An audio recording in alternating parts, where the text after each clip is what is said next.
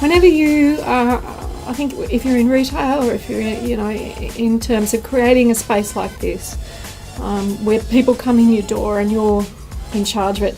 Like I've run Facebook groups and it's very similar principles of a safe space creation. So you are creating a safe space that people come into and engage with whatever's going on in there. And the principles of that I learned in when I did training with the Cancer Council in how to run a support group.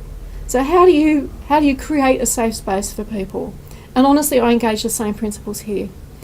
It's about setting an energy, setting the guidelines, saying this is what's acceptable here and this is what isn't acceptable here.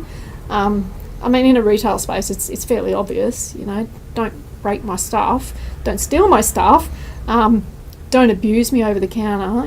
Don't hold me up and rob me. Those sorts of things are obvious. But it's also about how do I behave? How do I make people feel safe? How do I engage with them? What kind of ergonomic space do I set in order for people to feel safe in here? What's my fitting room like? Does that make people feel safe?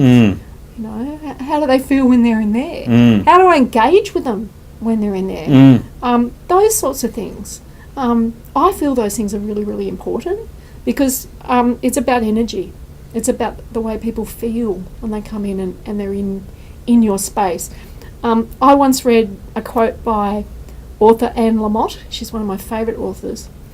And she was quoting someone else when she wrote, there's only two things that people really want to know, and that is who's in charge here and how much do they love me.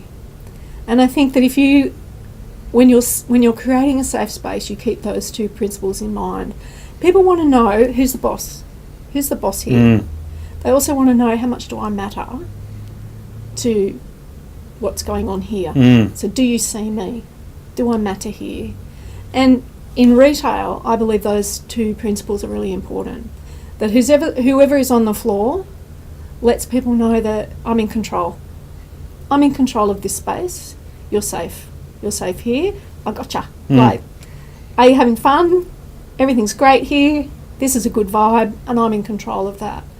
And the other thing they want to know is, do you see me?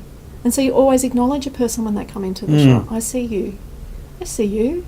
Like, thank you for coming in. What are your needs today? Do you have any needs, or are you just, do you want to be left alone? I can facilitate that too. It's okay. Everything's safe here. So, like, these are the things I've learned. It works in a support group. It works in a Facebook group. But funnily enough, it also works in a retail space. And you can always tell a shop that's, when you walk in and it's like, oh, I just don't want to be in here. Or the girls are amongst themselves, and I'm not going to pick on any particular place or anything like that, but I think success in a retail space, that for me is what that's about. It's about setting a tone, setting a scene, and creating a mood and a sense of safety for a customer.